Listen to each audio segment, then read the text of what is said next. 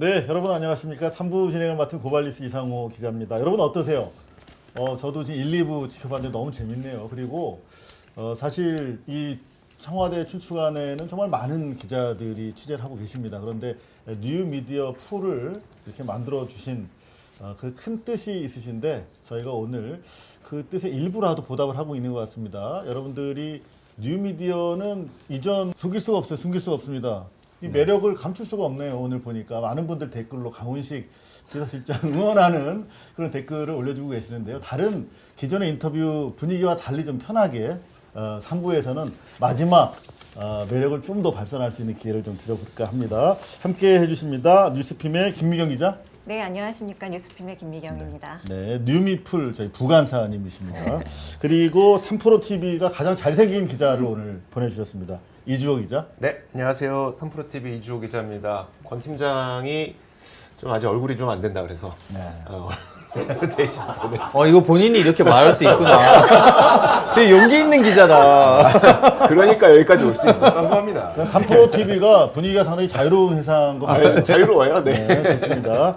자, 일단 저희가 지금 시간이 앞부분에서 살짝 지금 잡아먹기 때문에 저희 질문을 좀 짧게 던지고 좋은 말씀을 빨리빨리 한번 들어보도록 하겠습니다. 메가 프로젝트 너무 좋은데 이름이 좀 어렵다. 맞습니다. 뭐 그런 분들이 많아요. 근데 좀 더 쉬운 이름을 좀 찾아봐야 되지 않을까요? 오늘 이렇게 제안해 주시니까 네. 요 방송 보시는 시청자분들 뿐만 아니라 다른 데도 좀 널리 알려주십시오. 그 좋은 이름을 좀 찾고 싶습니다. 뭐 우리나라의 경제를 발전시켰던 뭐 예전에는 한강의 기적 뭐 이런 프로젝트도 있었잖아요. 네. 뭐 그런 뭐 예를 들면 지방의 기적이든지 뭐 아니면 새로운 이름을 여러분들께서 좀 뭐 줄임말도 좋고요. 6글자를 넘지 않는 사실 아침에 대통령께서 티타임 하시면서 메가 프로젝트 너무 어려워요. 새로운 이름 없어요? 이러는데 이제 저희들도 솔직히 말씀드리면 매일 하루하루 치덕치덕 막 일에 막 이렇게 넘어지고 막 그러니까. 자빠지고 하면서 갔기 때문에요. 여러분들이 신선한 아이디어 좀 주시면 어디다가 알려달라고 그럴까요? 제 페이스북도 괜찮고요. 제 유튜브도 괜찮고 댓글로 달아주시면 저희가 뭐 보내드린다고 할 수 있나? 뭐 하여튼 아니 그건 저희들 9개 방송 거기다가도 저희가 보내주세요. 알아서 네. 후사하겠습니다. 지금 당장 실시간으로 여러분들 댓글로 올려주시면 감사하겠습니다. 많은 분들 강훈식 실장님 최고 잘하십니다. 화이팅 올려주고 계신데요. 공익 프로젝트라는 대안도 홍익. 바로 홍익 올려주셨고요. 프로젝트. K 골든 에이지 프로젝트 완전히 이분 영어로 도배를 해주셨습니다. 그런데 사실 저희 또 시청자분들이 원유대사라고 하는 네. 호칭도 붙여드렸거든요. 저는 집단 지성으로 좋은 이름 여러분들이 지어주시기를 기대합니다. 자, 그 뭐 다른 걸 떠나서 단적으로 90도 인사가 맞습니다. 의미하는 것들이 정말 국민들 사이에 그 뭐 금액으로 하면 뭐 4천조 뭐 감이 안 오는데 대통령의 90도 인사가 의미하는 걸로 많은 느낌이 오거든요. 근데 애시당초 절을 하시려고 그랬다면서요? 네, 대통령께서. 그러니까 제가 사실은 그렇게까지 진행될 거라고 생각은 안 했는데 처음에 대통령께서 이렇게 참모들하고 대화를 하면서 이 정도 규모의 얼마만큼 투자 발표가 있을 거다 이렇게 알고 나셔서 오셔서 나 큰절이라도 해야 되겠는데요. 이제 행사 그날 아침이죠. 발표하는 날 아침에 큰절하면 안 되겠냐고. 그래서 근데 순간 이렇게 머리가 멍해지잖아요. 대통령이 큰절한다는 생각을 못 해보니까 그래서 근데 그렇게 하면 대통령님의 고마운 마음은 표현되긴 할 것 같은데 회장님들이 욕 먹을 것 같아가지고 대통령 그쪽을 반대로 욕 먹일 것 같습니다. 맞다, 그랬더니 맞다. 그럼 제가 90도로 인사해야 되겠다. 그래서 아니 뭐 그렇게 하셔도 충분히 대통령님 마음은 전달될 겁니다. 사실은 그 두 분은 모르셨어요.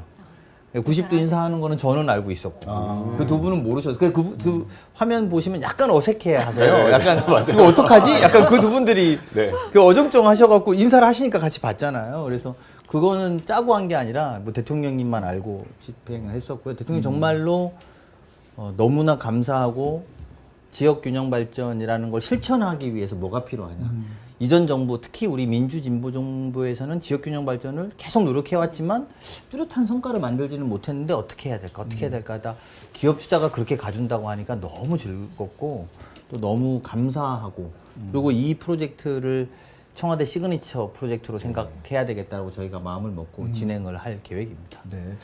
하나 짧게 더 추가 여쭈면 야당에서는 뭐 기업들 막 이렇게 강제로 막 끌어다가 막 그 하기도 싫어하는 투자를 강제로 시킨 것처럼 그렇게 몰아가는 분위기가 있는데 그렇죠. 아까 일부에서 말씀 들어보니까 외국으로 갈 뻔했던 사실 다국적 자본인데 따져보면 그걸 국내로 유치해 왔는데 야당이 저렇게 흔들면 외국으로 나갈 수도 있는 상황이라는 걸 알았어요 저희가. 근데 이게 여러분들 아마 시청자분들이나 기자분들도 이해를 돕기 위해서 제가 좀 몇 가지 말씀드리면 과거에 우리 일반 자동차에 보통 반도체 칩이라는 게 한 2, 300개 들어갑니다. 네. 그런데 전기 자율주행차가 되면 2, 3천 개로 10배가 늘어납니다. 그러니까 이렇게 간단한 거예요. 자율주행차가 원하는 건 그러면 칩이 200개, 300개 들어가다가 10배가 늘어나요. 소요가 10배가 늘어나는 겁니다. 가전제품도 AI로 요즘에 하잖아요. 뭐 이렇게 예약도 하고 막 이렇게 하잖아요. 한 3배 들어갑니다. 추가로. 그러니까 똑같은 물건을 쓰더라도 이제는 몇 배씩 늘어나게 된 겁니다. 그리고 특히 이제 뭐 휴머노이드 로봇 이런 건 1000개 이상 들어가고요. 그래서 이게 당장 한 4, 5년 뒤까지 지금 저희가 메모리 반도체 시장이 2284억 불 정도 되는데 30년까지 딱 5년 만에 8194억 불 정도로 4배로 급속도로 네, 성장합니다. 네. 제가 요거 관련해서 하나만 말씀드리면 83년도부터 삼성전자가 반도체 사업을 시작했거든요. 그러니까 작년까지 얻은 전체 총수입이 294조일 겁니다. 순이익, 전체 총순이익 말이죠. 매출 말고. 40년 동안. 그렇죠. 40년 전. 40년 동안 94억 정도 될 94억. 겁니다. 네. 예. 290. 정확한 숫자까지는 모르겠는데 한 대략 290, 그 그 정도. 그 정도 됩니다. 근데 올 한 해에 예측되는 순수익이 300에서 350조입니다. 야. 그러니까 여러분들 이거는 우리가 지금 다른 레벨의 투자와 다른 레벨의 시장 상황을 맞닥뜨린 겁니다. 그러니까 지금 10배가 필요하다고 제가 아까 뭐 자율주행차 몇 가지로 설명을 해드렸잖아요. 그러니까 이거는 어마어마한 거죠. 그래서 올해 물론 뭐 350조를 삼성전자만 순이익을 350조를 예측하는 분도 300조를 예측하는 분도 있는데 지난 40몇 년간 83년부터 25년까지 한 전체보다도 올 1년이 높은 겁니다. 근데 이게 두 가지 의미를 존재하는 거죠. 하나는 뭐냐면 이게 시장 가격이라는 게 희소성 때문에 올라갔다. 그래서 엄청 비싸게 팔린다. 그래서 지금 60, 70%밖에 우리가 못하고 있거든요. 엄청 비싸게 풀린다. 이건 무슨 말이냐면 또 하나로는 양을 늘리지 않으면 이게 장악할 수가 없는 거예요. 물리적으로. 그러니까 이 양을 반도체를 많이 찍어야 되는 게 급속도로 요구가 되고 있는 겁니다. 이거를 알면 뭐 기업을 팔을 비틀었다든지 뭐 이런 주장을 하시는 분들이 일부 계시던데 그건 사실은 되게 너무 기업 사정을 모르시는 거죠. 그러니까 그 기업에다가 그래? 그러니까 이제 예를 들면 4,770 뭐 몇 조인가 뭐 되잖아요. 전체 규모가. 네. 우리가 처음 들어본 숫자잖아요. 근데 반대로 아까 삼성전자 이익으로만 봐도 처음 듣는 40몇 년간 반도체가 대한민국 경제를 이끌어왔다고 했는데 단 1년 만에 그것만큼보다 더 벌었다고? 이것도 설명할 길은 없거든요. 근데 우리가 경계해야 되는 건 그러면 그만큼 양을 못 갖다 내고 있는 것이고 그 양을 급하게 빨리 만드는 것은 우리나라 행정력과 정부가 뒷받침해야 되는 것이고 이게 이 동네 갔다 저 동네 갔다는 게 문제가 아니라 다른 나라와의 경쟁에서 최근에 그래서 애플이 미국 정부에다가 중국산 반도체를 쓸 수 있게 허용해 달라고 하고 네. 있다는 보도가 있었습니다. 네. 그건 뭐냐면 한국 거 쓰고 싶은데 너무 비싸고 빨리 공급이 안 돼. 그럼 우리 다른 거라도 찾아서 써야 되잖아. 그럼 이 수요를 없애는 것은 빨리 신속하게 정부가 행정력으로 집행하는 수밖에 없다. 그래서 그런 정치적인 논란과 쟁점으로 이걸 끌어갈 문제는 아니다. 이렇게 생각합니다. 네, 이제 저보다 좀 전문적인 기자분들한테 마이크를 넘기겠습니다. 뉴스팀의 김미경 기자. 네, 지금 행정력 말씀을 해주셔서 좀 이어서 여쭙겠는데요. 대통령께서 29일 날 국민보고회를 하시면서 직접 청와대 내에 이 프로젝트를 관할을 할 그 직할 담당관을 신설을 하겠다고 말씀을 주셨고 또 직접 챙기겠다고 약속을 해주셨거든요. 그럼 아무래도 청와대 내에 생기는 조직인 만큼 강력한 컨트롤 타워 역할을 하지 않을까 예상을 할 수가 있는데 좀 어떻게 구상하시고 또 어떻게 진행하실지 설명 좀 부탁드리겠습니다. 여러분들이 생각하는 것보다 빠른 속도로 진행하려고 합니다.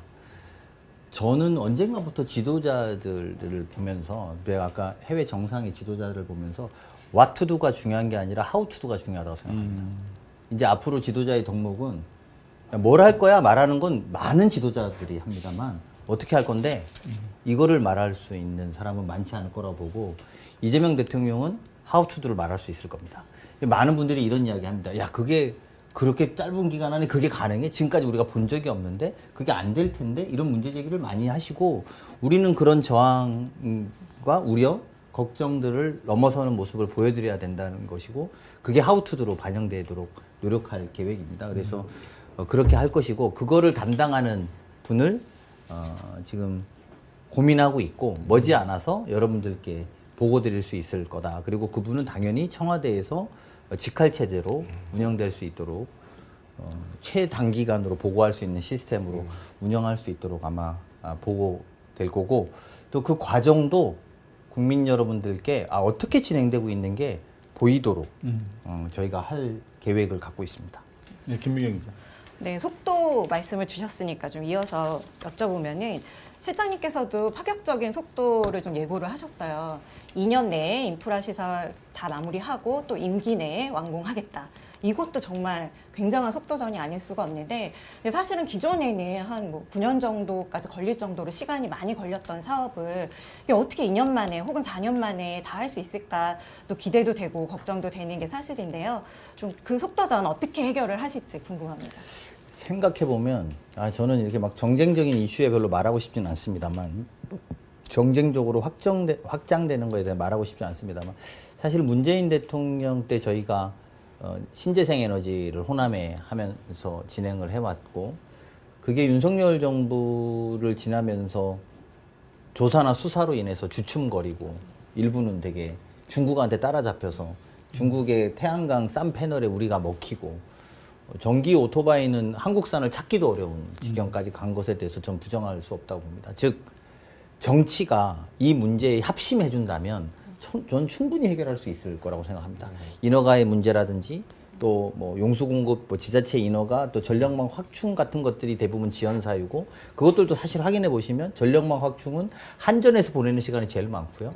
뭐 예를 들면 그 다음에 인허가의 문제에서는 지자체에서 보내는 시간이 제일 많고 확인해 보면 다 그렇습니다. 이런 것들을 여야 할 것 없이 우리가 국가대항전으로 국가의 미래 먹거리를 준비한다는 각오로 함께 힘을 모아주시면 전 충분히 가능하고 또 그거를 위해서 대통령은 언제든지 야당의 협조를 요청하고 적극적으로 노력할 계획이라는 말씀을 드리고요.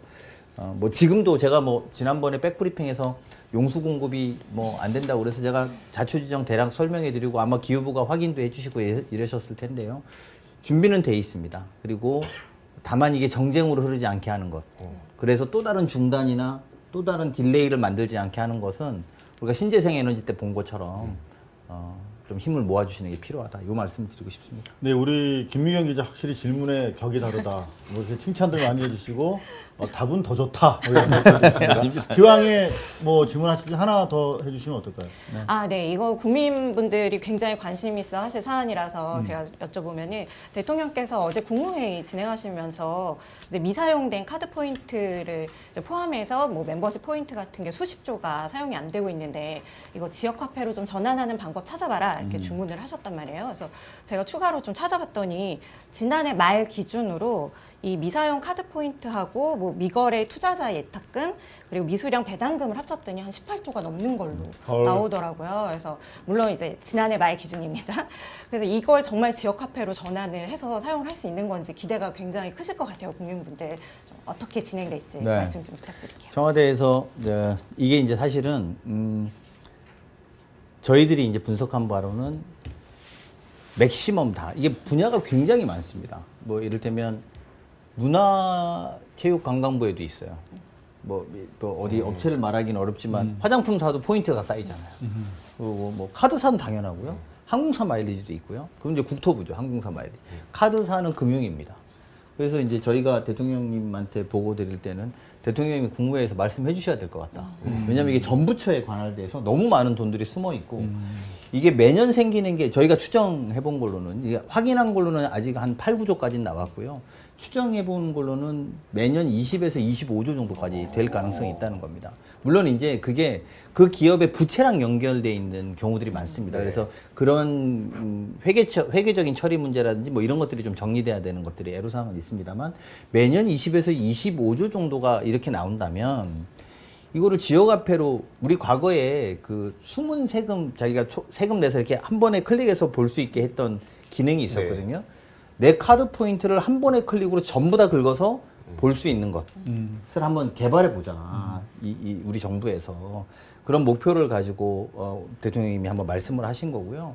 그렇게 되면 아무래도 국무조정실 이런 단위가 주체가 되어서 해야 되지 않을까라는 생각 정도를 갖고 있지만 국무조정실은 처음 듣는 이야기다 할 수 있습니다.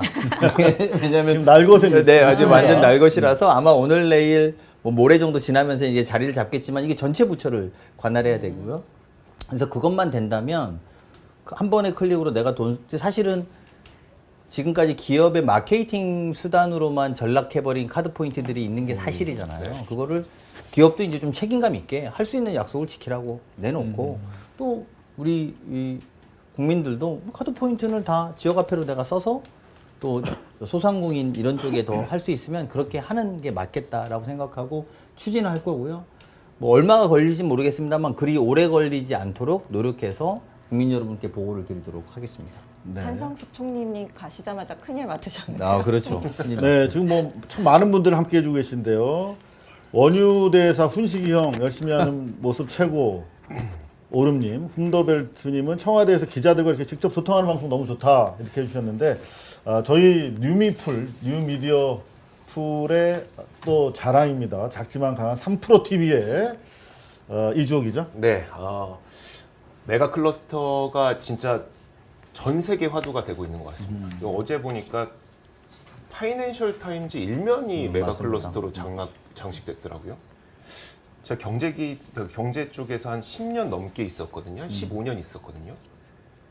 외신에서 그 정도로. 우리나라를 일면에 내놓는 일이 거의 없습니다. 그래서 굉장한 관심인데 왠지 저는 이 모습을 일면에 있다는 건 결국 각국 정부들의 그 수반들도 다 볼 거잖아요. 그럼 그 수반들이 과연 무슨 생각을 했을까? 맞습니다. 라는 걸 딱 하면 내가 만약에 트럼프라면 저거 우리 거 가져와야 돼. 막 이런 생각을 할 정도로 거대한 프로젝트라는 생각이 들거든요. 근데 비서실장께서는 이제 대통령을 대신해서 특사로 또 해외 자주 가시기도 하셨고 많은 성과를 내셨는데 사실 우리나라의 국격이 이렇게 올라가는 만큼 우리가 성과를 거두면 거둘수록 그에 합당한 책임이 좀 뒤따를 것 같기도 하거든요.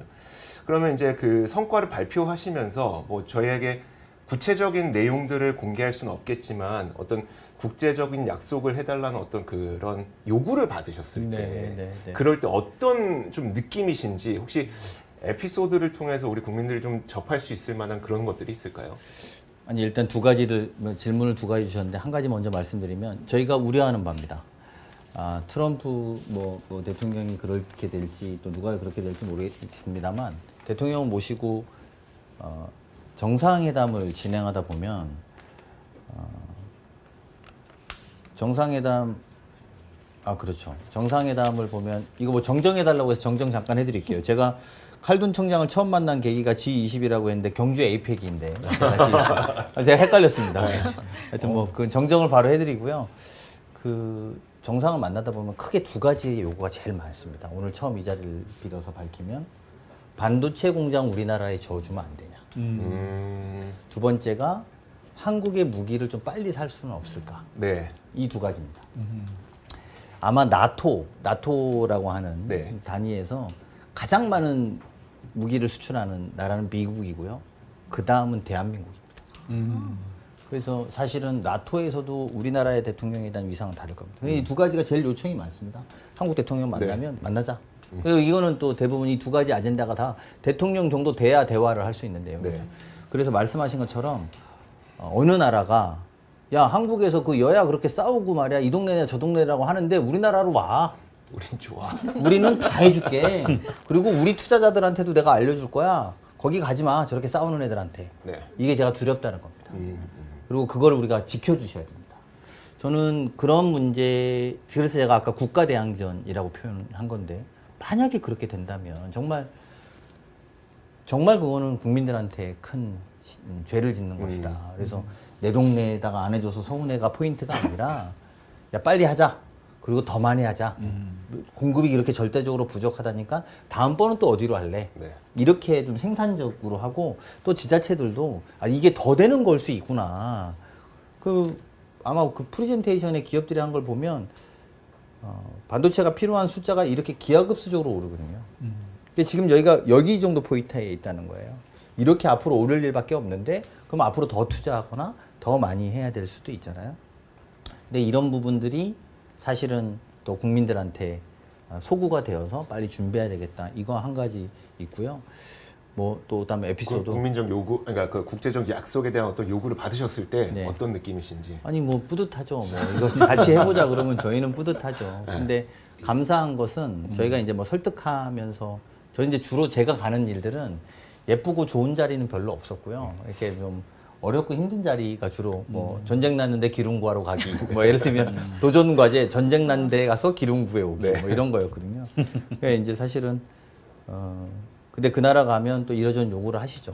요구를 하는데 저희가 소위 말하는 걱정하는 이면 합의 뭐 예를 들면 네. 그런 건 전혀 없습니다. 액면 그대로 국민들한테 보고 드렸고 그런 이야기거리도 없고 오히려 그러면 어떻게 그거를 해갖고 왔냐 이제 이런 게 궁금하실 텐데 그 진짜로 설득을 잘했다. 그리고 우리가 그만큼 커졌다. 우리가 정말 큰 나라가 된 겁니다. 그래서 좀 자신감을 가지고 대응하면 그 국제적인 요구에 대해서도 맞출 수 있다. 뭐 비근한 예로 캐나다 잠수함 뭐 이거는 이제 잘 됐으면 좋겠는데 어떻게 될지 모르지만 현대자동차가 엄청 캐나다에 투자하기를 캐나다에서 엄청 바랬어요. 그래서 한국의 캐나다 현대차 회장님을 그렇게 만나고 싶어서 캐나다의 산업부 장관이 줄리라는 분인데 줄리. 네, 근데 엄청 뭐 연락을 하고 만났는데 뭐 만날 생각이 없다. 그랬다가 이제 제가 1월 달에 갈 때 네. 현대차의 정의선 회장님과 뭐 거기 이제 부회장님하고 그다음에 한화를 모시고 이제 같이 갑시다. 근데 그걸로 이제 그쪽에선 야 한국이 진심이구나 이렇게 우리가 뭐 그렇게 만나고 싶어 했는데 그렇게 우리가 만나기 어려운 사람을 이렇게 모셔왔구나. 이제 그런 이렇게 캐나다에서 내심 놀랬다라는 말씀을 들은 적이 있고 그런 우리 기업들의 역할 또 국가가 이렇게 한 팀으로 하는 역할의 노력들이 좋은 반응을 보이는 게 많이 있습니다. 네. 한 가지 더 질문 드리고 싶은 거는 요거 약간 민감할 수 있긴 있는데요. 그 얼마 전에 이제 미실현 이익에 대한 과세로 토론이 이루어졌다라는 보도 때문에 많은 분들이 굉장히 좀 되게 예민하고 화냈죠. 화가 많이 나셨거든요. 물론 저희가 이해하기로는 이제 지금까지 지금 과세를 하고 있는 소득별 따로 과세, 그러니까 별개 과세로 하는 것이 아니라 우리가 만약에 포괄적 과세, 그러니까 모든 손익을 다 따져서 포괄적으로 과세를 할 경우에 그러면 이게 그 이익과 손실이 나는 시차가 존재하다 보니까 거기서 발생할 수 있는 실현되지 않은 이익은 어떻게 처리해? 라고 하는 논의를 하다 보니까 이런 얘기가 나온 걸로 저희는 이해를 하고 있긴 합니다만 아무래도 여기에서 많은 국민분들께서 그 민감하게 반응하실 수밖에 없는 거는 정부가 또 세금 거두려고 한다라고 하는 인식이 있을 수밖에 없는 것 같거든요. 얼마 전에 이제 그러니까 지금도 계속 진행되고 있지만 초과 세수에 대한 이야기도 세금을 더 걷겠다가 아니라 사실은 기업들이 워낙 잘하다 보니까 자연스럽게 늘어난 세수를 어떻게 활용할 것인지를 논의하자고 하는 거잖아요.